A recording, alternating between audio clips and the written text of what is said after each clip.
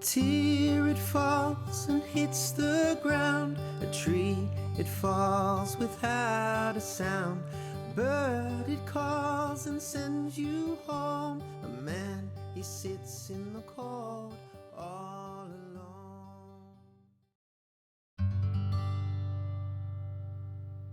Hi, Sarah. Welcome to the Joy of Sunflowers. Thank you so much for joining me. Please introduce yourself a little bit more to everyone. Hi, thank you so much for having me on and giving me a chance to share my story with you. I really appreciate it. I always love getting a chance to talk about my daughter and, sharing my story to help other people. So I am 35 and I am from Texas in the United States, but I live in Georgia now. Forgot I live in Georgia now. I lived in Texas my whole life and we moved to Georgia 2 years ago. So now we're in Georgia. I have 3 living kids and I've had 3 losses. I've had a miscarriage, a chemical pregnancy, and a 32-week stillbirth of my daughter, Jasmine. And then we also went through infertility. I have PCOS, so we did fertility treatment for some of our pregnancies. And that's kind of the big points about me. Yeah, gosh.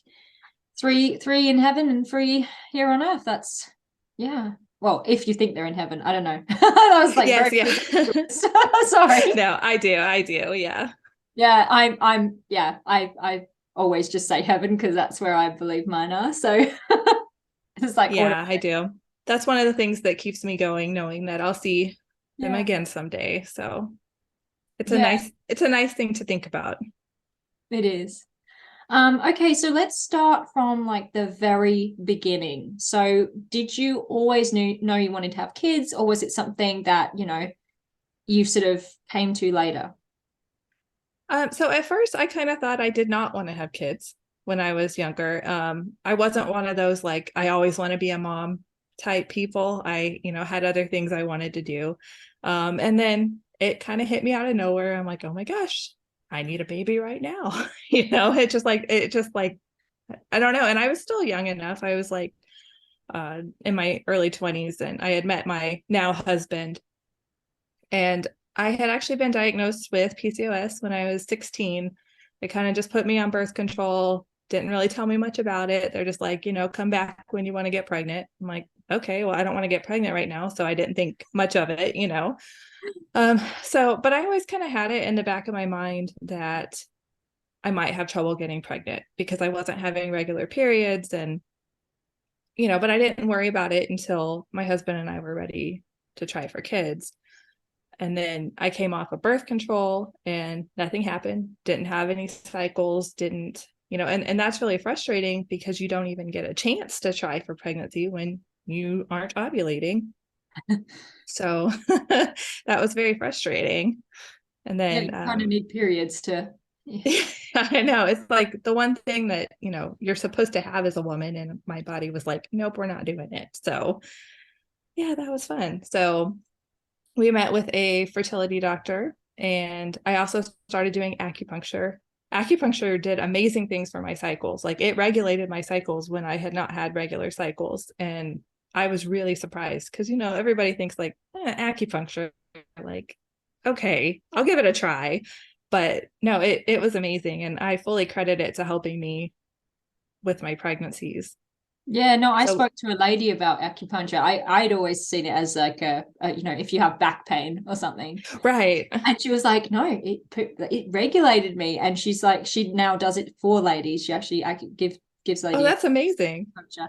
And I was just like, cool. So having you say this, like, it's just that reaffirming. And I'll link her interview below as well, so people can kind of go onto her after. But yeah, she sort of goes more in depth into the process and how there's other ways you can do it if you don't like needles. There's like baby needles. But yeah, I'm not a big needle person, but I mean, at first I was just like, this is weird. but the more you do it, like, it's not a big deal. They don't really hurt. And going through fertility treatment, I mean, I had bigger needles. I had to, give myself shots. So those needles were like nothing. And I got to the point where I could sleep, like, after she put the needles in. Like, it's very relaxing. And yeah, like the first time it's just weird. You're like, what is happening? But then after that, no, I really liked it. So you were already going through treatment, and then you sort of had your acupuncture as well. So it wasn't a case of like, oh, needles everywhere. It was sort of, Right. And we started off just with like Clomid, which I didn't respond to. And then we stepped up to letrozole, and then I did ovulate with that, but it didn't work. But then I got pregnant on my own the cycle after that. And then I had my first living son. So he's about to be 9 actually, which is crazy to me. And then about 2 years or so after he was born, we decided we were going to try for a second baby.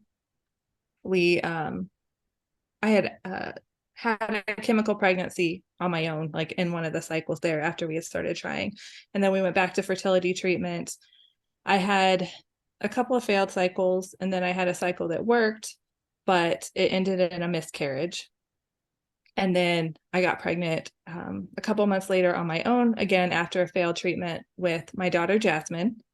That pregnancy was, it was kind of a difficult pregnancy. We found out about her diagnosis of, she had CDH, which is a congenital diaphragmatic hernia.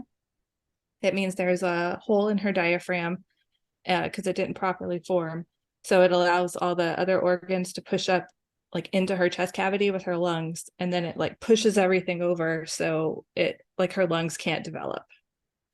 So we found out about that at our 13-week ultrasound, so pretty early. And then I mean, it's like a whole long story, so I don't know like how much in detail you want me to go, but yeah, go into it if you're comfortable, because it's part of your story, and there are women who possibly are going through the same thing right now. So okay, I can talk a lot, so that's I just wanted to be sure. So yeah, it was an MFM we were seeing at the time, the maternal fetal medicine doctor.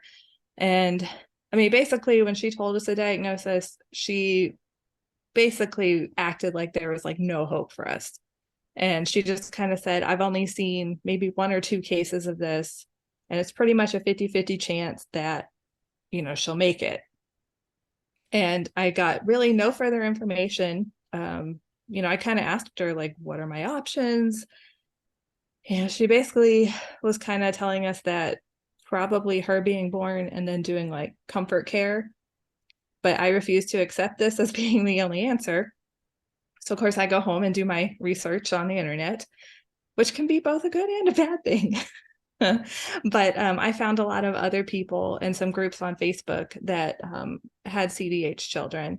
And they actually told me that there are specialists in various parts of the country that specialize in treating CDH babies, which my doctor had never told me. So I reached out to one of them, and we ended up meeting with him, and he told us, that there was pretty good odds that she would make it, that they basically have to do surgery pretty much right after they're born to repair the diaphragm, push everything back down to where it's supposed to be. But as we were about to leave our meeting with him, we had to do some testing there. And one of the tests that we had to do was a fetal MRI. And so the doctor called him after we had left our meeting and said that some of the lung tissue looked abnormal. So he's like, okay, it really seems like there's something else going on besides just the CDH. So he wanted me to get an amnio done. I had refused it at first because I didn't see the need for it. I was like, okay, we already know there's an issue. Like what else is it going to tell me? Well, that came back that she had mosaic trisomy 15, which is extremely rare. Really, the doctors couldn't tell me what that meant for her. With it being mosaic, if you're not familiar with mosaic, it's, some of the cells have that third copy of the gene, but not all of the cells have that copy. And so it's hard to know which cells in the body have it. So, all the cells in the heart could have it, but none in the brain. Or, it's just kind of, there's so many variables that they just like, I don't really know what this will mean for her. And so I called, the specialist, and he's like, okay, this changes her odds of survival, but we don't know how it changes it. So, he said, we'll still treat you. And I was like, okay, thank God, So it was 32 weeks. We went to our regular MFM appointment, and she had started developing high drops. So she had the fluid in around her brain, around her heart, and then still in the lung. And so that I had actually switched MFMs because my other one made me mad. She was not being hopeful at all, and not letting me, like, she was basically discouraging me from having hope.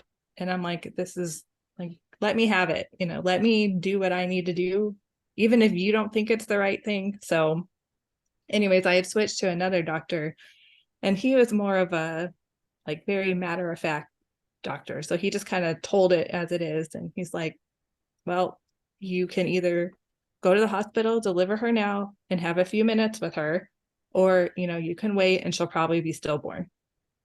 And so I still refuse to accept that. Like, no, there has to be something that somebody can do. So I was desperately, trying to find somebody else that would help. Our specialist in Florida said, I can't help you now. And we had called another hospital in Houston. They had agreed to at least see us for testing the next weekend. But they said that since I had started feeling decreased movement, that I should go get a movement check. So we went in that Saturday morning. I remember my son had his birthday party that morning. We had an early birthday party because we were planning to relocate to Florida for the specialist. And when we went to the hospital, I knew before, I think you just know, like moms just know, you just have those feelings. And so that's where we learned that she was gone. And I'm like tearing up now. Yeah, but you know what? She put up a good fight. That's, She did. 32 weeks. That's a long time, especially when you have both of those conditions, like, and you were, she was amazing to have fought that long and to have given you that long to have her in you, because, even just having one of those, it's amazing that she pushed through. That's what I always said. I'm like, I know she's so strong, because most of the babies they said that have trisomy 15 don't even make it past, the first few weeks. So I know she was definitely strong. I think she takes after me in that aspect. It's really it just boggles the mind when you're told those things. Like I never got a full diagnosis, but my third pregnancy, I have a healthy son now from that pregnancy, but I was told that he had Edwards syndrome, and I freaked out. Like I started looking it up, and I was like, oh my gosh, like they have no face. Like there's no face. And I said to my husband, I said, like, I'm freaking out. Like I'm terrified. I don't know what to do. And at the time I wasn't Christian, and I was just like, well, I think I'd have to abort because I have another child. I have two other children, and I can't put them through that. And I ended up going in, and we saw a face. We actually saw a face, and I was like, oh. But it's so terrifying when you when you hear these things, and when you don't really know what that means for you. No, and it's kind of like they don't explain it. They don't. And sometimes they give you that like sheet of paper that like has some explanation, but it's not enough.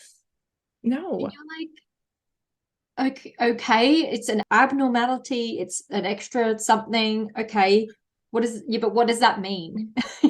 And that's exactly how I left that appointment when we found out about the CDH. My mom was with me at the time, and we were both like, what just happened? What is this? What, like, I don't understand what this is, So it was, I didn't like that doctor. I was like, you give me no explanation, you give me no options, you give me no hope, you give me nothing.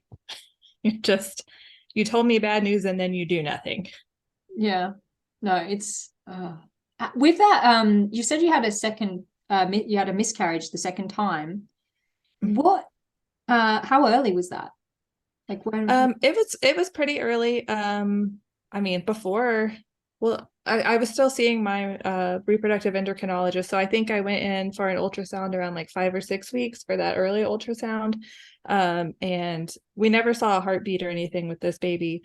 They saw something in the uterus, but there wasn't a baby. To like a And sound. actually, yeah. And then I had actually that same day I started bleeding. Oh, So they were watching my my levels come down, but then my levels started rising again. And so they said, well, it could be ectopic or it could be retained tissue in the uterus. So I had to take a shot of methotrexate to get rid of whichever one it was. And then I had to wait 3 months to try again. yeah. So that was fun. Yeah. Yeah. So, gosh, that would have been, and you've had 3 different types of losses as well, which kind of, Yeah, and then the chemical pregnancy is one, they're so early, but you still is a loss. And, it's a loss. other people are like, well, you weren't far along. I'm like, yeah, but I still saw that positive test and I still got excited and, was excited to tell my husband and then lost the baby. And it's like, Oh, it actually it irks me so much when people just go, oh, it was a chemical loss. It's like, okay, egg, sperm, egg meets sperm, baby. Doesn't matter how far along. Doesn't matter, like if those two things have met, life. Okay, that's how it yep, works. that's how I feel. Just, and I mean, if it wasn't like that, then we wouldn't feel the way we feel, after a so-called chemical loss. Right. It wouldn't feel the same because it does. Like you get the same emotions, you get the same like broken feeling. So Exactly. it's a loss. It's a pregnancy loss. Let's It definitely is. Yes. call it what it is, people. Chemical. I know, I hate that. We're all chemical. We're all cells. We're a clump of cells, all of us. Exactly. We all started the same way. Exactly. So moving through your journey, how did you sort of go after the stillborn? So after that, we knew we wanted to try again. And we had to wait 6 months to try. And we went back to fertility treatment. Thankfully, first round of treatment this time, I did get pregnant. We had to add in like the injectable like follistim and stuff like that. But it worked. I got pregnant, had my rainbow baby. She is going to be 4 this year. And then fast forward to last year, I had a surprise pregnancy and had my pot of gold baby in December. Yeah, So now I have 3 living children. I've been following your journey a little bit, and it gave so much hope, and just seeing your journey and seeing you share it, it was really nice. Like I really loved it. Yeah. One of the things that I really love about your page is find your rainbow. I told my husband about it and he was confused at first. And I was like, no, like it's one skirt, it's one rainbow, and it just goes around the world to all these women. And if you hold it, then loads of women have worn it before you who have gone through this. And I was like, and it goes around the world. And he's like, that's really lovely. I will say now it has become more than one skirt because I had too many people interested, but it started out as just one. Well, I feel privy to the information, and now everyone else knows. There's not just one skirt anymore. Okay, we had to branch out. There's too many. Yeah, because right now, I have one in the UK, I have one in Australia, and then the US, and then one is in Peru right now. Oh wow! So you have 4. Well, I might say, hey, put my hat in the ring. You should. I'd love to have you. Yeah, I'm 21 weeks right now, so I'll throw my hat in, wear a rainbow. Yes, it's amazing. I just I wore it first with my rainbow daughter with my maternity pictures, And I was like, okay, well, it's just sitting here now. So what do I do with it? And then I had actually seen another story where somebody was doing something kind of similar. And so I was like, I'm just going to start my own because I have this. And it's just really grown from there. And now I think I'm over 220 stories shared, almost all 50 states, and then from Canada, the UK, Australia, and Peru. Wow. So Peru, I hope to that's so keep random. expanding. Yeah. So random. But that's Yeah. cool. And then yeah, all the stories, I cry reading every story, knowing just what everybody's gone through. And we may all have different stories, but we've all been through the same emotions and the same loss experience, I guess, even though it happens differently for all of us. You named your Instagram after Jasmine. How did that come about? Did you have an Instagram page before that and you renamed it, or how did that sort of happen? So before, I actually wasn't really on Instagram very much. And then I was like, okay, I need to like get on board here. Because I had actually started writing on my blog during the pregnancy with Jasmine about the things we were going through. And then I wrote about our loss, and then after the loss. And I'm like, okay, I want to do more with this, and I want to be able to put the stories out there. And so actually my original name was Life is Stupidly Unfair. And then I changed it to Journey for Jasmine because I wanted something that included her name.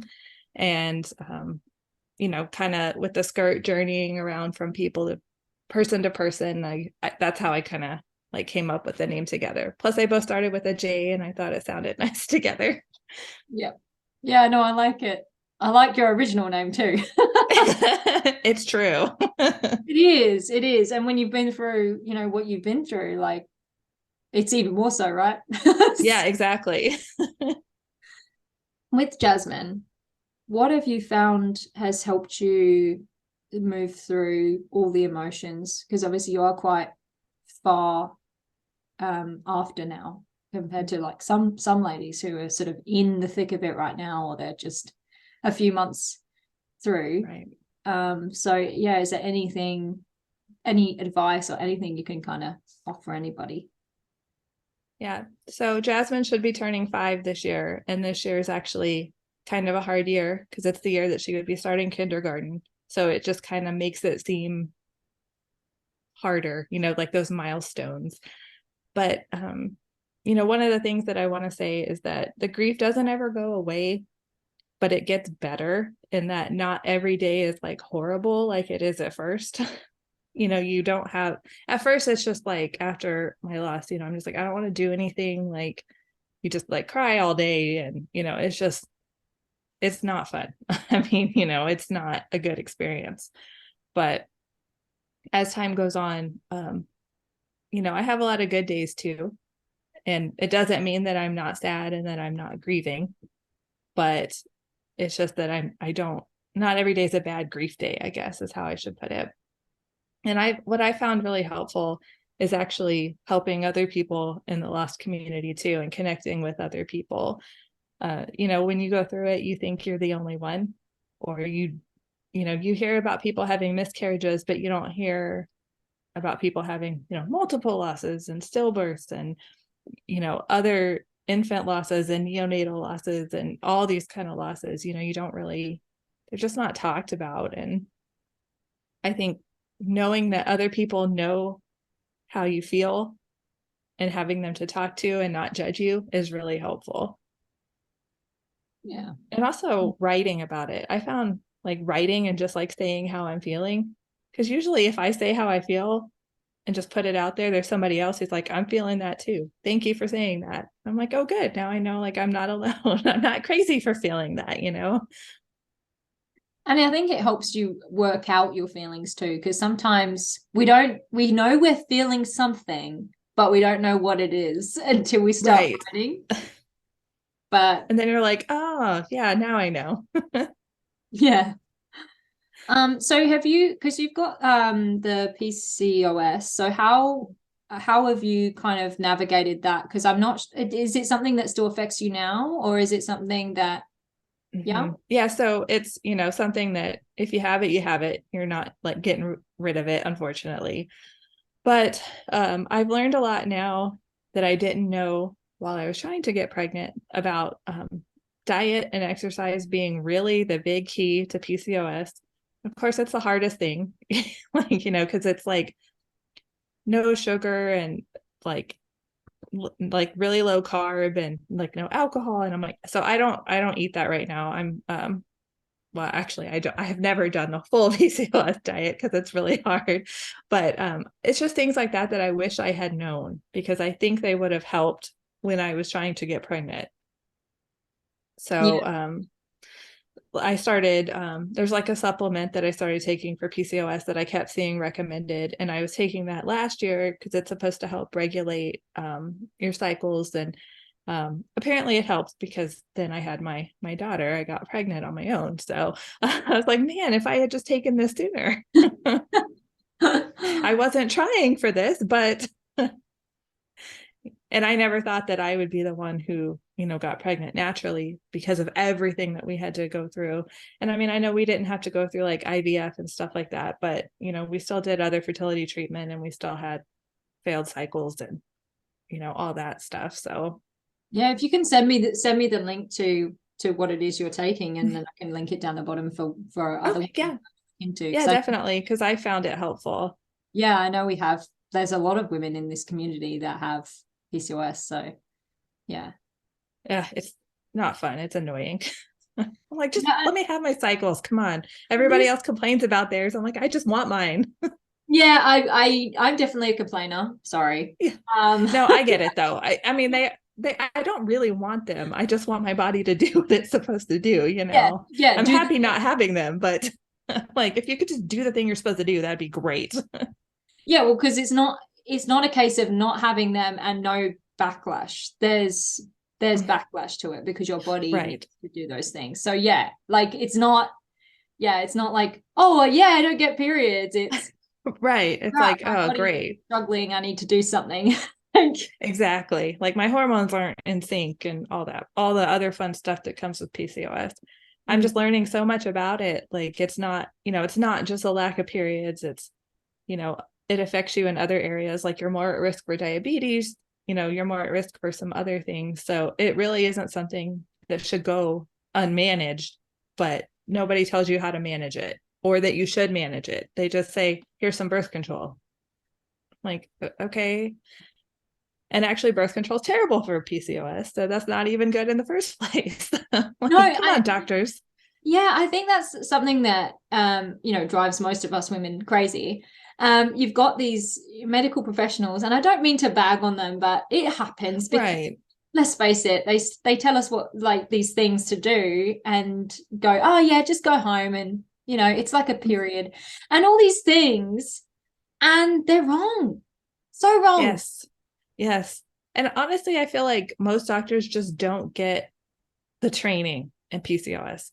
Like, I don't think they're necessarily all trying to be dismissive. I feel like it's, a paragraph in a book. Like, here's PCOS, here's how you treat it. Like, nothing in depth about it. So I don't know. I feel like that's like the loss stuff as well. Like when you're dealing with a patient who's going through a pregnancy loss, you give them their 3 options and then you send them on their way. Like, yeah. Well, and my doctors now, they at first kept calling my my loss with Jasmine a miscarriage. I'm like, it's not a miscarriage. I was 32 weeks. I corrected him every time. I'm like, it's a stillbirth. It's not a miscarriage. Let's get that straight. I've had a miscarriage too, and it was awful too. But let's call it what it is, Yeah, because that's just. I mean, I'm a bit iffy with the terms, because as far as I'm concerned, if you birth a baby looking thing, even if it's really early, because I think as early as 12 weeks you can give birth to a baby looking, stillborn. Right. To me, that's stillborn. That's not miscarriage, because if it looks like a baby and it's a baby, you know, so I see Right. that as stillborn. But I know that most people see that as miscarriage. And obviously Right. I had an egg. I had like a sac. So I see that as miscarriage. Like that's a proper miscarriage, just like egg sac or just like those things that you get. I'm not going to go into detail, but some women, Right. yeah, you know, things that just, you know, aren't normal. Normal period. So heavy period, that was it. But yeah, so those things I'm like, that's miscarriage. But if it's a baby, you know, it's stillborn. That's in my mind, but I know the actual terminology is different. But yeah, it does. I do wonder like who came up with these titles and like naming these things, because it's like, did they go through any of this, or did they just go, No. okay, we've decided from here is this, and this is over here, so that's how I'm pretty sure that's what they did. They're like, we're just gonna do an arbitrary point. 20 weeks sounds good, halfway. All right, let's do it. And then let's never change it and never talk about it again. Oh yeah, no, That's how. oh. It just boggles the mind. It's like, change it. Yes, please. But I guess that's why we're here, why we're, you know, talking about it and spreading word, because we want to change something and we're trying. Right, exactly. That's why, you know, I talk about her every chance I can get. It's hard sometimes, like, you know, sometimes it's more emotional than others, and sometimes I can do it without crying, sometimes I can't. And I'm like, you know, it is what it is. But I like every time, you know, I put myself out there. If it helps one person, then it was worth doing it. And then it gets, you know, it helps me remember her and helps other people remember her. And I feel like, you know, she's already had a big impact on a lot of people. So just the things I've started in her honor. So Definitely. Definitely. And, you know, she'll be looking down here smiling at you. It's amazing what you're doing. I like to, I just, you know, I like to think that she's proud of everything. That gives me comfort.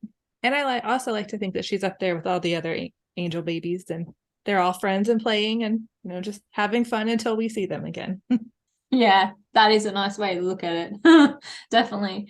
I was going to say as well, like with your pregnancies, pregnancy after loss can be ridiculous. So, Yes. and I know some women, even after they've had a successful pregnancy, having another one after that successful pregnancy didn't actually make them feel more joy and more hope and more everything. It was still very terrifying. So so what was your experience during those pregnancies after Jasmine? So both were really hard. I actually think this one was harder for some reason than my rainbow baby. I don't know why. I had trouble connecting with the pregnancy for a long time because I was just so scared of something happening. But both were really, really hard.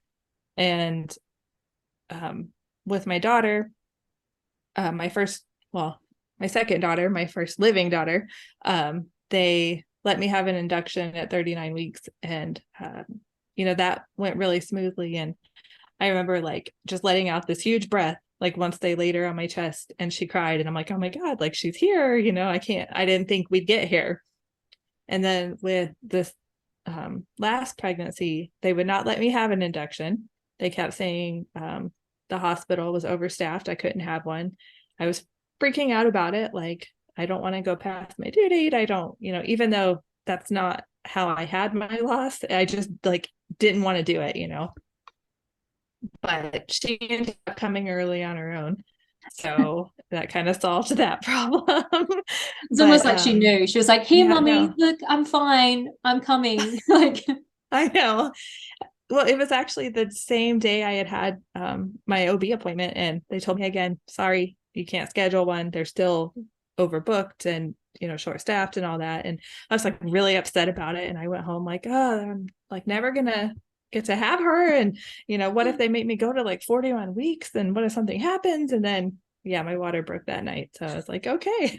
But yeah, pregnancy after loss It's so hard.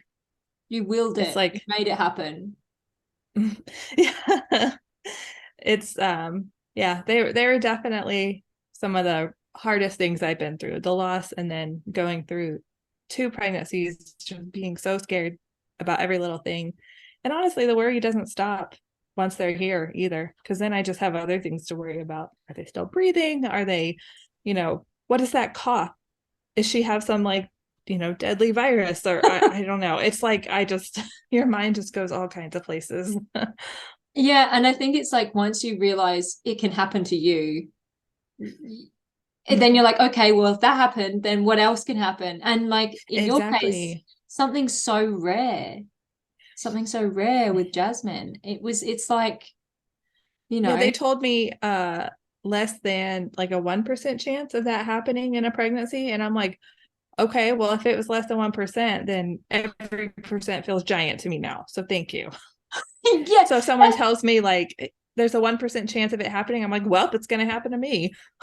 Yeah, it's like, how do they think that's helpful? Oh, well, there was only 1% chance. Why are you telling but it happened that? to me. I know. Like, okay, thanks.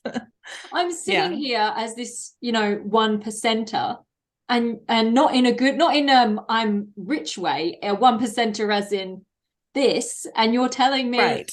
that, I'm unique. Fantastic. Thanks. Like, yeah, I don't want to be in that percentage. Thank you. Oh, it's insane how they do that. Oh, but 1 in 4 women. How is that going to make me feel better? I don't want to be 1 in 4. I know. I'm like, and now I've been it 3 times. So thanks. Yeah. Where's my 1 in 4? Why am I this many? Now I'm 3 of 4. No, I'm like, I've done it 3 times. Well, That's not technically, fair. I am the statistic. Well, except for after my second loss, because that was just added bonus. But I had 3, and then I had 1 loss. So yeah, 1 in 4, literally. But then I had a second loss, so then it's ruined now. And you're like, and I don't want to be part of it anyways, but No, but I don't even have that anymore. I can't even right. if you don't laugh, you cry, right? I know, that's how I felt. Sometimes you have to find the humor where there is none. Like the dark humor, I guess. Definitely. And like, it's hard when you want to be joyful and like hopeful and glad that you're pregnant, and you just you can't, because you're just worried, you're just scared. And even when the thing that happened the first time, or the first 2 times, or whatever, you got through it, you're like further than you've ever been, or it still doesn't change it, because we're all sharing these stories, we're all hearing them, and we know there's other things that can happen. That's one of the bad things about being part of the lost community. I'm like, I know way too many things that can go wrong now. It's like, oh, sometimes you're like, I wish I didn't know. But I don't want that to discourage people from sharing their stories, because they're all important. And it's just sometimes, like right now, I have a really hard time reading any stories about infant loss, because I have, a 6-week-old baby. And so those stories just hit a lot harder for me. The stillbirth stories hit a lot harder for me, because I can relate. They all hit me hard, but some are just so similar to your own experience that you're just like, oh, that just like takes me right back, Oh yeah. And I'm sure you still check your 9-year-old to make sure he's breathing, because I do. I do that with my 7. So yes, I check all of them multiple times a night. If I get up with the baby, I'm like, let's just go check on the other kids, just make sure. Well, I opted for sharing a bedroom, so I don't have to go into any other rooms. I just go in my room, and I'm like, okay, I can hear them. That's nice. Yeah. Oh no, it's good, because sometimes I'll wake up in the middle of the night and I'm like listening to everyone breathing. And even my husband now as well. I do that too, actually. And then you're like, okay, you can distinguish who's breathing as who's. Yeah, like I know who's breathing.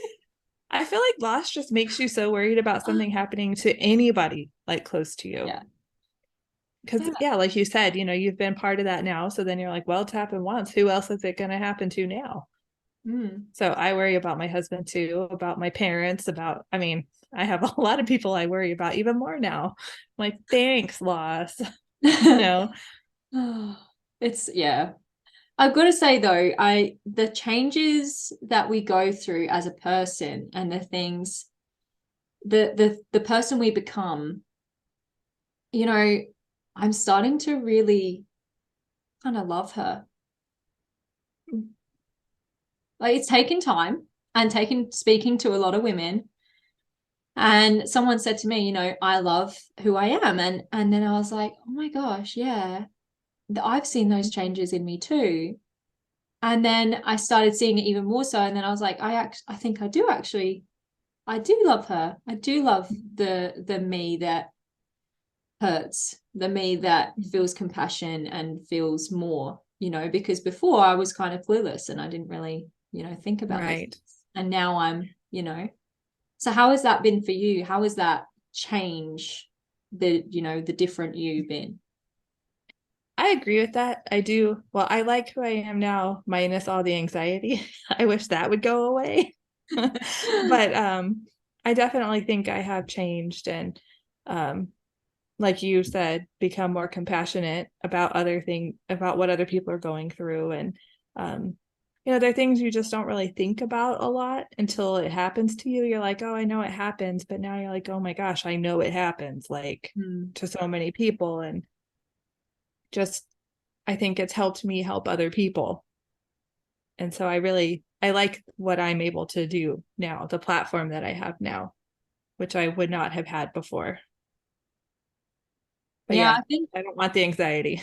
no, and unfortunately they come part and parcel. They come together. You can't be without the I anxiety. know. I keep trying to dump it and it doesn't work.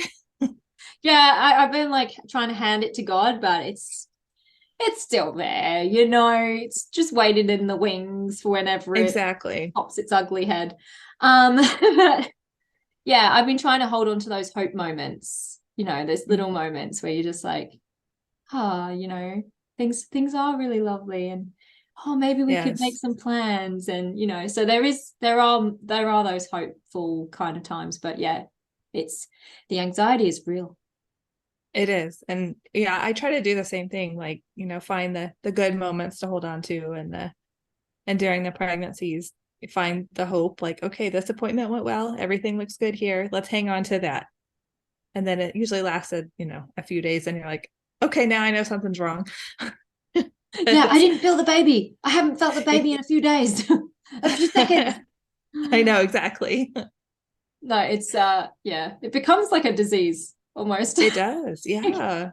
Worry It's disease. like a constant, like 24/7 thing that you're always worried about. But there's definitely real gratitude, more gratitude than before. But I yeah, agree. pretty full on. Yes. It's exhausting, honestly. Before we wrap up, is there anything that you wanted to like add or sort of say to anyone to kind of I don't know, just like give them a bit of hope or like a push through so they continue? I mean, just like I've said previously, just hang on to the hope when you can, because I truly do think that hope is stronger than fear if we let it be. And the fear is real. I'm not saying you're not going to feel it or that you can get rid of it, but I just think that, I think we choose like having hope just by trying to get pregnant again after a loss. We choose to believe that things can be different, that things will be different. And, it's scary, but I think having hope is the most important thing that you can do for yourself.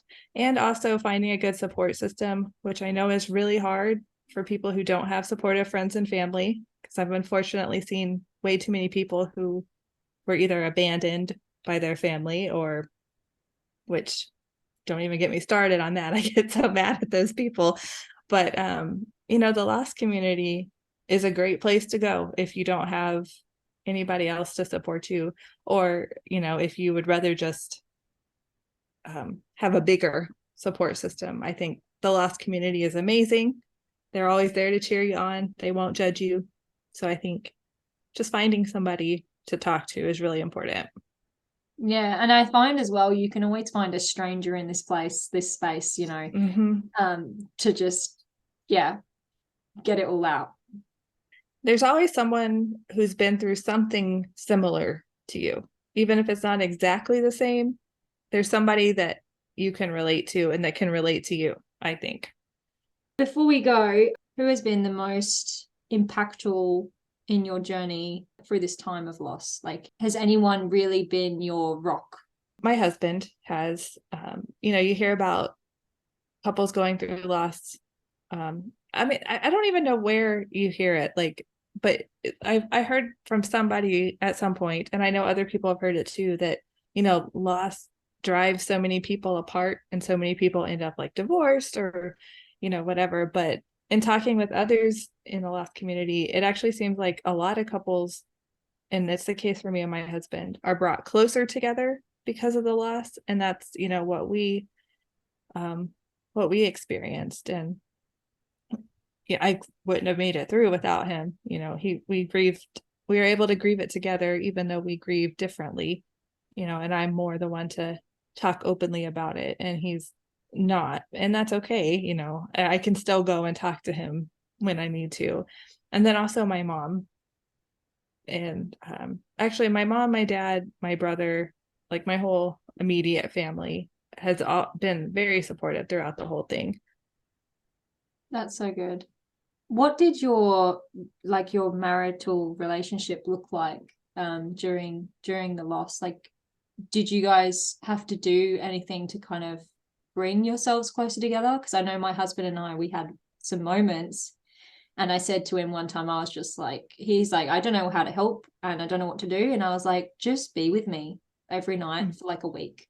Just sit with me and like hold me, and just that will be enough. And it really did draw us closer together, and it was strengthening. But yeah, obviously different couples do different things. So what did yours look like? Yeah, we kind of just instinctively kind of knew what to do, if that makes sense. And I did tell him, I just need you to be there. I did say that at one point, and he just knows now, when I'm having my hard days or whatever, he just will come give me a hug. And I just have to kind of work through it sometimes, and sometimes I want to talk about it, sometimes I don't want to talk about it. It just kind of depends on the day. But I mean, I think it did definitely bring us closer, and we both miss her, we just express it differently. Yeah, that's really beautiful. And it's so nice that you guys can have that understanding between each other, where you can sit in silence, I'm guessing, when you need to sit in silence. Yeah. Yeah, sometimes one of us just like needs a hug, and to cry it out for a minute, and then it's better. I'm guessing you're doing most of the crying. Yeah. That's usually me. Yeah, because it's like that for me. My husband doesn't cry, so it's just me. Yeah. Through best. Yeah, it's me.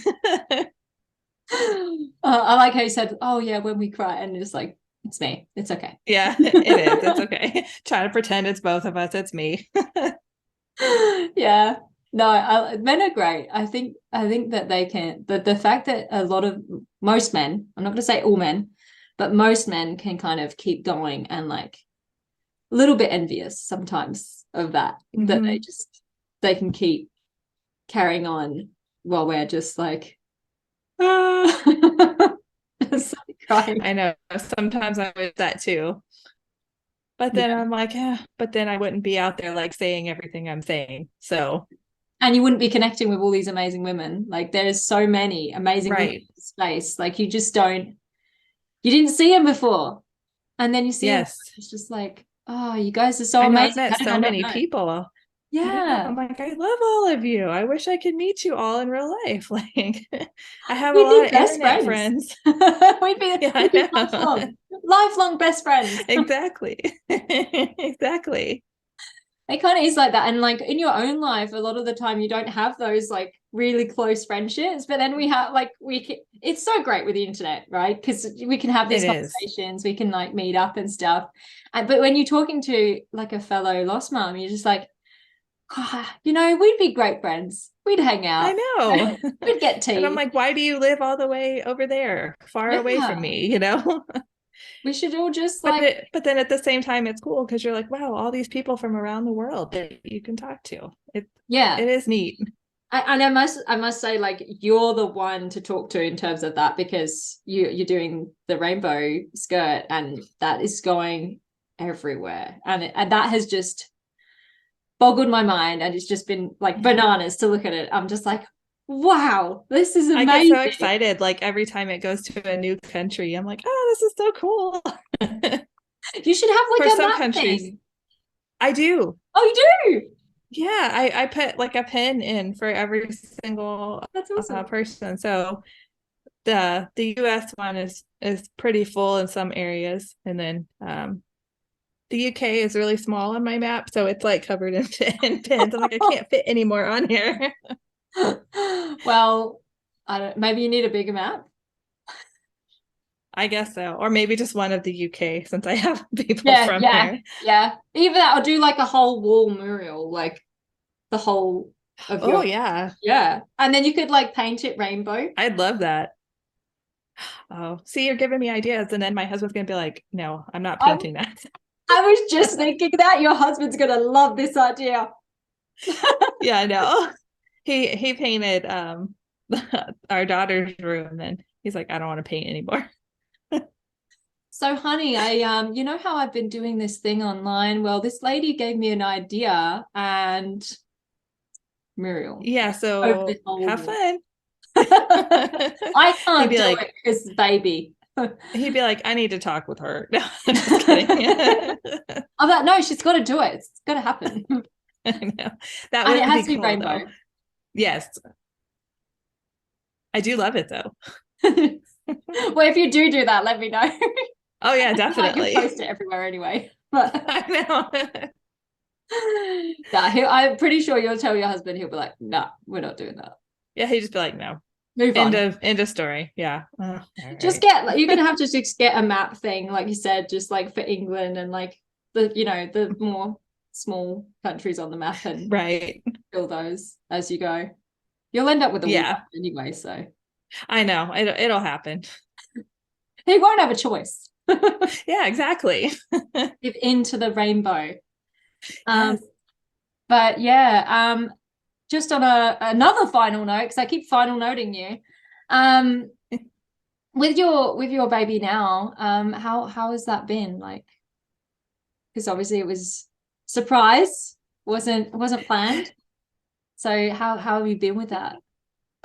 She's actually, so like I said, she's 6 weeks old now, which I'm like, oh my gosh, like she's 6 weeks old already. And she's actually a really calm baby. She doesn't really cry that much. She sleeps really well, and it's just kind of nice because my rainbow daughter is a little on the hyper side. So I was like, I was due a calm baby. Thank you. So I hope she stays that way. But no, it's been really good. And, her siblings love her. And it's been a good adjustment, but it's been a hard adjustment in that it's hard to get like the older two kids to all their prior activities and stuff when I have a baby, and she hasn't had her shot yet, so can't really be around people yet. And it's navigating all that's hard. I feel like you need like a full-time person just driving your kids to their activities. Yeah, no, I've been preparing mine, and I'm just like, when the baby comes, things are going to be different, and you want the baby, don't you? You want more siblings. They're like, yeah, we want so many siblings. I'm like, okay, not that many. Calm down. Like, no. I want a lot of kids, but they go to like the 12 and like no. Like classrooms full. And I'm just like, yeah, I look at my body. No, it's not going to do that. Yeah, this fourth pregnancy, each one gets rougher on your body. Oh yeah. I remember I felt like I was carrying her like really far forward because I kept like seeing like the outline of her leg or like her arm, or and I just felt like forward heavy I guess.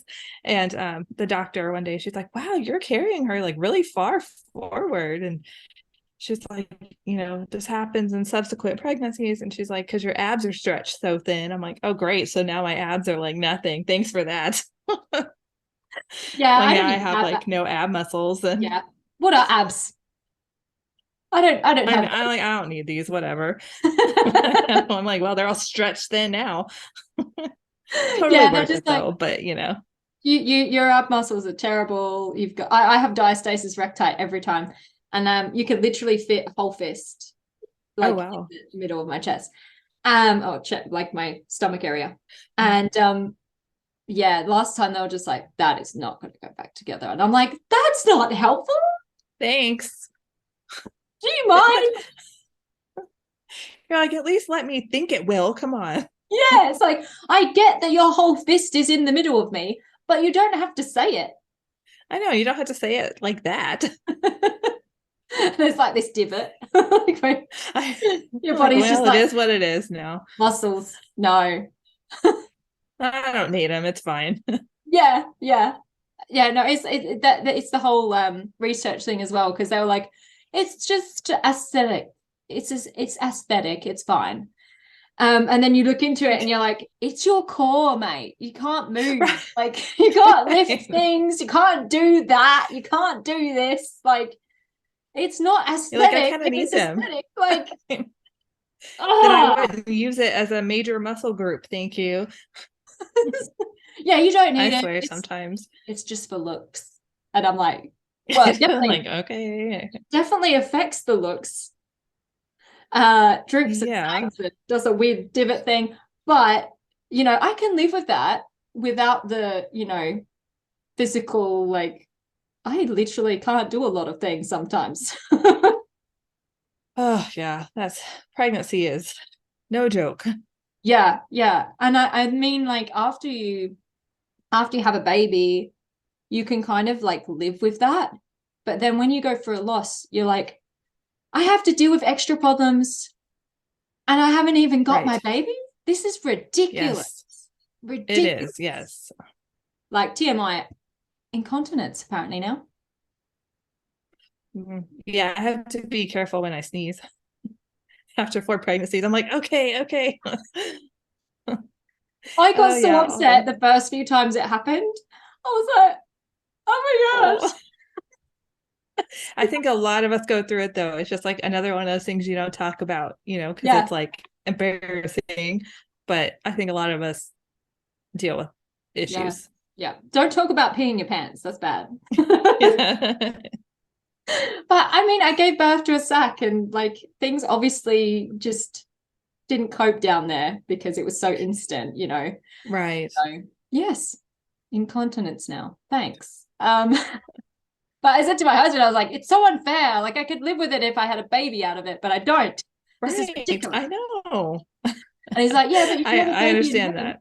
Yeah. He's like, you do have a baby in heaven. So technically. Like, but that's not helpful right now. No. That doesn't help with this problem. And I'm like, okay, well, that's gonna be great when I go to heaven, but like, wouldn't mind if it was here. Yeah. Sure. Not helping at the moment. Yeah. Yeah.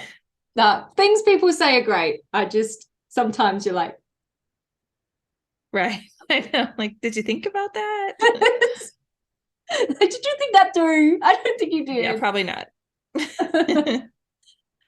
What's the worst thing anyone's ever said to you? I mean, I haven't had too many horrible things, What are but you? I think the worst is probably just, you could try again. Like, Sure. okay, but I wanted those. Thank you. Yeah. A lady actually, I was just speaking to a lady before you, and she was saying that the best thing that her doctor said to her, so she actually had a good doctor, but the best thing he ever said to her was, don't try and replace the baby you've lost with a new one, because it won't. See, they all need to say that. Yeah. Because we get so driven, we're just like, no, I need to have a baby. I need to have this baby. And then, it doesn't. Like, you go through pregnancy after loss and it's like so difficult. And you're like, I thought I would feel better. I thought I would feel better. And every time you reach those milestones throughout the pregnancy where you got further and further, or, you don't have the same diagnosis, you're like, I thought I would feel better. I thought it would be nicer. I thought it'd be easier. And it's not. It's the same. Right. No preparation. No. But hopefully this can prepare some women and help them, and maybe they'll feel less alone and more able to get through whatever it is they're going through right now. Yes, that's what I hope. Yeah, and hopefully you're going to get flooded with people going, can I have the rainbow skirt? I would love that. Including my name. Yes, definitely. Well, thank you so much for speaking with me, and thank you so much for what you do, and just for bringing so much joy, because that is what I see when I see those photos. I see a lot of joy and a lot of love. And even if some of those babies don't make it here to earth, I know that those women are so grateful for those images with that skirt. Yes. I think it means a lot to so many of them. Some who never had pictures, or some who, just want to celebrate their pregnancy now. Yeah. So thank you so much for having me. Thank you. Please note that all speakers, including experts and professionals, express information, views, and opinions that should not be used to diagnose, treat, cure, or prevent any medical conditions. If you have a medical issue, please consult a qualified professional. Speakers voice their own views, opinions, and conclusions, and they may not reflect the views, opinions, and conclusions of other speakers. Ella Rose, The Joy of Sunflowers, and its sponsors may not endorse all or any of the views, opinions, or conclusions expressed.